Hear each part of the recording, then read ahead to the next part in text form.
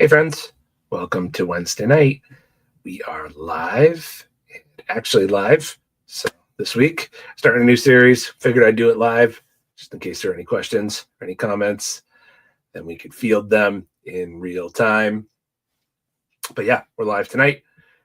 And next week will not be live, but it'll still go live at 7 o'clock. So those of you who are keeping track with the not quite live and the live-ish throughout the fall. It's been good times, but we still meet at 7 o'clock. Still get a little Bible in the middle of the week, some time to get together, which is good. Brookridge people, and actually those local and those not local, reminder of a Brookridge Christmas concert. It is a Brookridge tradition, and we do it up. There's snow inside the building. It's good times, and that is coming Saturday, December 13th at 6 p.m. If you are in the area, you could set aside some time. We'd love for you to be there. We will also be streaming, but not quite the same as being in the room. So that's the deal. All right. Like I said earlier, new series. I thought Christmas season going into 2026 that we should dive into the Book of Judges. So we're going to do that. Judges, lots of fun, but we're going to do it. So here's the deal. Anybody in the last 10 or 20 years that's done a series on Judges has taken notes from Tim Keller. He wrote a book called Judges for You, and it's pretty much the gold standard for studying the book. There are commentaries. There are plenty of other people that have written on Judges, but most of the guys I listen to have read Keller's book, Judges for You. So those of you who are familiar with it, you might see some of the threads throughout this series, but Judges. So a little bit of background. We know the story of God delivering Israel out of captivity in Egypt. Moses leads them across the Red Sea, and then they start traveling across the wilderness toward Canaan, which was the promised land. Because of a lack of faith, Israel has to stay in the wilderness for 40 extra years before crossing the Jordan River into the promised land. Remember, they sent 12 spies in to spy out the land. 12 spies come back. 10 of them are like, nope, everybody's too big. Giants, can't do it. And then 2 of them said, oh, we absolutely can do it. And one of them was named Joshua. One of them was named Caleb. But Joshua and Caleb were the only ones who survived for those 40 extra years and were actually able to see the promised land. So then Moses dies. Joshua takes over. Joshua, you may remember, was the mighty warrior general who led them into Canaan. You can read the book of Joshua for more details, like the famous battle at Jericho. Then we get to Judges. The book of Judges is kind of like a museum of Israel's spiritual history, particularly the first 2 chapters that we're going to look at this week and next. We get a snapshot of Israel's rocky history with God. We see them go up and down in their faith, sometimes hot, sometimes cold, usually just lukewarm. And there are certain temptations that they just couldn't seem to shake. So I feel like that's something that we can relate to, right? Do you ever ask, why am I up and down so much spiritually?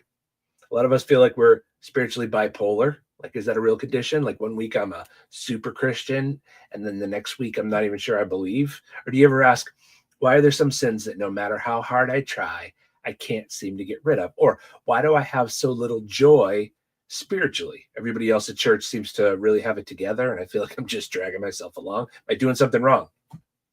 Here's the reality. Everybody is messed up once you get to know them. Like, we all have our hangups. We all have our brokenness. If you can't see it, you just probably don't know them well enough yet. So the first 2 chapters are Israel's spiritual struggles recounted and explained. You'll see your struggles in theirs, and it's cyclical, as you'll see. And then, so what we want to look at this week and next are 3 core principles that the writer of Judges uses to shape the rest of the book. So the book opens like this. So you'll want to read Judges 1 and 2, just to check my facts. But verse 1 starts off at saying, after the death of Joshua. So he'd seen a lot of great victories, like Jericho, but after he died, there were still parts of Canaan, the promised land, yet to be conquered. So they weren't done yet. So after the death of Joshua, the people inquired of the Lord, who shall go up first for us against the Canaanites to fight against them? The Lord said, Judah shall go up. Behold, I've given the land into his hand. And things start out great. In verse 4, then Judah went up, and the Lord gave the Canaanites and the Perizzites into their hand. They defeated 10,000 of them at Bezek. Adonai Bezek in verse 6, which literally in Hebrew means king of Bezek. He fled, but they pursued him. They caught him. They cut off his thumbs and his big toes. Ow, because that's what you do, apparently. Verse 7, Adonai Bezek said, 70 kings with their thumbs and their big toes cut off used to pick up scraps under my table. As I have done, so God has repaid me. So if we digress for just a minute, one of the problems people sometimes have with the book of Judges and the Old Testament is they ask, how could God send in Israel to conquer a people? It looks like a religious crusade and it looks unjust. It's a good question, but did you hear that question? The king, did you hear King Adonai Bezek's perspective on this whole thing? He didn't say after his thumbs and his big toes were cut off, God, this is so unfair. I can't believe you've done this. You've sent in these barbarians to hurt me. He said, God has repaid me for my wickedness. In Deuteronomy 18 and Leviticus 18, God made clear to Israel that he was driving the Canaanites out because of their excessive wickedness. Israel was his instrument of judgment. They were not innocent people that Israel was going in and stealing land from. They were cruel and they were wicked people that God was bringing judgment upon. Israel was his instrument of justice in doing so. Now, you could say, well, that mentality sounds dangerous. People taking on themselves the mantle of God to be his instruments of justice. Very true. People who adopt that mentality today have committed some of the most horrific acts of injustice. The difference is that Israel back then had a clear mandate and clear instructions from God. God simply doesn't do that anymore. With the coming of Jesus, God began a new way of working in the world. Jesus came on a saving mission, a rescuing mission, and those who follow him participate in that saving and rescuing mission. He didn't take life, he laid his down. So in following him, we give mercy and not justice. We don't take lives, we lay down our lives. One day, Jesus will bring judgment and justice to the world, but our role now is to dispense mercy, not judgment. Anyone today who claims they're on a mandate from God to bring judgment is either lying or pathologically deceived, for sure. Maybe you say, but surely in these conquests, there were innocent people affected, like kids. And it's true. Innocent people sometimes get caught up in judgment. That's not just something that happens in Judges. It happens today. If a guy cheats on his wife or cheats in his business and loses his marriage or his job, you might look at that person and say, well, he brought it on himself. And you would be right. But what about his kids? They suffer too. And the suffering they endure is because of the sins of their father that they had no part in. There's multiple ways the Bible answers the question of why God allows the innocent to be caught up in somebody else's justice. But one thing the Bible assures us of is that before the throne of God, everyone receives full, complete, and perfect justice, and that what we inherit in eternity will make anything we experience on earth seem very trivial. Think of it like this. Say the U.S. Post Office overcharged you like 40 cents on a stamp, and you went in to complain, and they're like, okay, here's what we're going to do. We're going to release you from any future obligation to pay income tax. You would probably say, on the whole, that you did pretty well in your engagement with the post office. Like very positive interaction. 10 out of 10 stars. Yes, you were overcharged. And while you may have complained at the time, when all was said and done, you're not going to spend a lot of time complaining that you were treated unfairly by the U.S. government as you skip tax season for the rest of your life. That's never going to happen, by the way. But when someone suffers or dies unfairly, we can rest assured that before the throne of God, they'll receive perfect justice. And what they inherit in eternity makes up for anything they may have suffered on earth. All people eventually die, right? That's 100% guarantee. We all die. And for those kids, maybe God just collected them early. And what they received when they stood before God was full and fair and made anything they endured on earth seem trivial. I know that doesn't answer the question fully, but hopefully it gives you a place to start. Let's get back to our story in Judges. Verse 19 of chapter 1 says, and the Lord was with Judah, and he took possession of the hill country, but he could not drive out the inhabitants of the plain because they had chariots of iron. And you're like, I guess that makes sense, right? Chariots of iron. These were like the tanks of the ancient world. Just a couple dozen of them could just mow down hundreds of foot soldiers, which were all Israel had. It was like, of course, they couldn't conquer these people. You know, historically, we're the first ones to work with iron, the Philistines. So Israel says, that's why we couldn't drive them out. Verse 27, and Manasseh did not drive out the inhabitants of Bethshean and its villages, or Tanakh and its villages, or the inhabitants of Dor and its villages, or Ibleam and its villages, or Megiddo and its villages, for the Canaanites there were determined to dwell in that land. Well, these people were just really difficult. I know, God, you sent us in to conquer and take this land. We asked them very politely to leave, and then they talked really tough. They raised their voices. They sent some strongly worded emails. They mounted a few attacks. But these people were stubborn. So eventually Israel drew a line across the room and was like, okay, we won't bother you if you won't bother us. But then in verse 28, when Israel grew strong, they put the Canaanites to forced labor. And you think kind of, well, that's win-win, right? Instead of driving them out like God said, they got some free work out of them. Tim Keller says this, taken on its own terms, chapter 1 reads like a collection of Israel's press releases about their campaign. It's like a spin on why they weren't as successful as we and God might have expected. As we read, we're lulled into sympathy with the Israelites. And when we're told that they could not drive out the Canaanites, we're inclined to agree. They did their best, and they found a more economical solution to boot. They got free labor out of the Canaanites. All in all, pretty savvy, if you ask me. But then comes God's assessment. God said, you have not obeyed my voice, period. And then chapter 2 starts like this. Now the angel of the Lord went up from Gilgal to Bochim. He said, I brought you up from Egypt. I brought you into the land that I swore to give to your fathers. And I said, I will never break my covenant with you. You shall make no covenant with the inhabitants of this land. You shall break down their altars. I brought you up from Egypt, brought you into the land that I swore to give to your fathers, yet you have not obeyed my voice. What is this that you have done? We're in Judges chapter 2. So now I say, I will not drive them out before you, but they shall become thorns in your sides, and your gods shall be a snare to you. So this is lesson number 1 from the book of Judges. We're just starting it out. Small areas of disbelief produce large areas of disaster. Small areas of disbelief produce large areas of disaster. So these Canaanites that they left alive they become a thorn in Israel's side. They become a source of constant warfare. And eventually some of these people, like the Philistines, would rise up and conquer and enslave them. Those of you who've been following with us at Brook Ridge on Sundays, we fast forwarded, and we've been talking in 1st and 2nd Samuel through the life of David, and the Philistines were constantly attacking the Israelites. Israel was like, hey, but God, we can't drive them out. We tried. God says, actually, it's not that you can't, it's that you won't. God says it has nothing to do with you not being strong enough, because it's never been about your strength. It has to do with you not being confident enough in God's grace.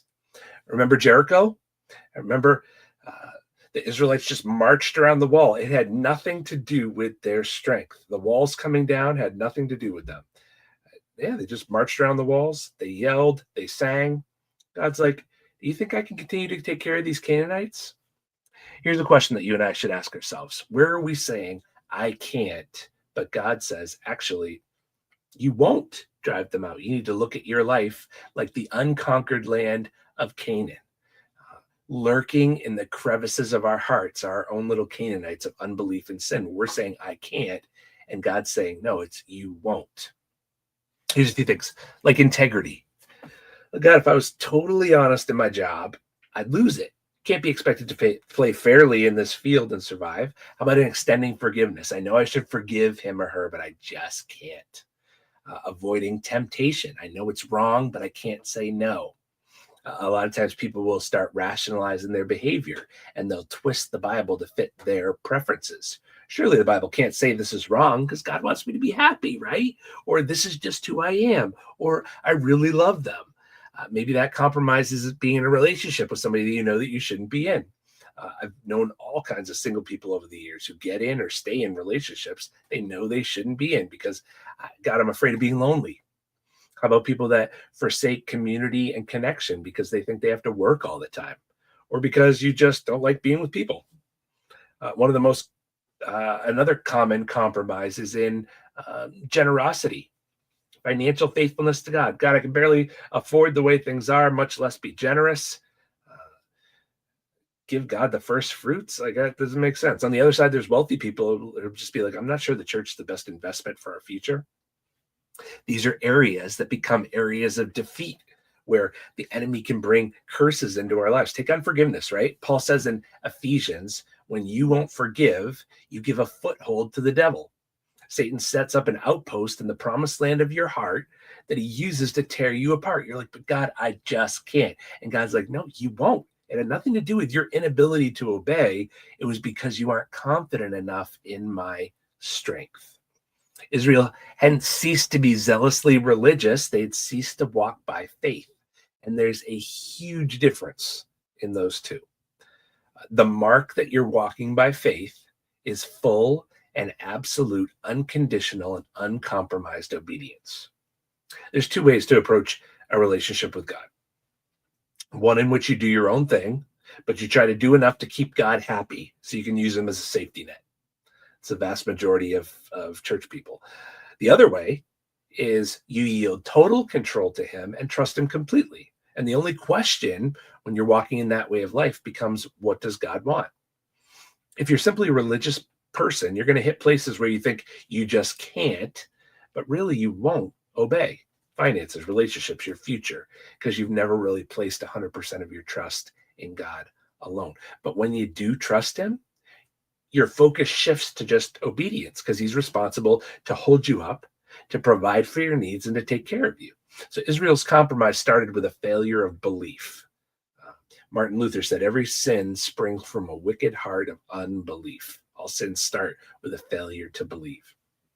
Small areas of unbelief become large areas of disaster. Again, you've got to start seeing your life like the unconquered promised land of Canaan, where you have your little Canaanites of unbelief and sin. We need to preach the gospel to every part of our lives, right? Our worries, our goals, our ambitions, our temptations, our security, our needs. We want the Holy Spirit to drive the enemy out of our heart because the unconquered areas become the means by which we're enslaved. This is why time spent with God and in his word is so important. It doesn't get better for Israel. In chapter 2, verse 12, it says, after the people of Israel abandoned the Lord, the God of their fathers, who had brought them out of the land of Egypt, they went after other gods. Verse 14, the anger of the Lord was kindled against Israel. He gave them over to plunderers who plundered them, because that's what plunderers do. Israel started to go after the gods of the people around them, and then those people enslaved them. And you're going to see this cycle repeat itself over and over again for Israel. They stop following God. They turn toward other gods. They get disciplined, usually by another nation conquering them. They cry out to God. God sends deliverance. They serve God for a while, and then they stop serving God, go after other gods, and the cycle just repeats itself. But remember, lesson number one, small areas of disbelief produce large areas of disaster. We'll hit the other two next week. So hope you all have an awesome rest of your week. Brookridge, we're back talking about David this Sunday at 9:30. We would love to see you there or streaming online. And that's it. That's Wednesday night. 20 minutes. The cat's done. And so am I. We'll talk to you all soon.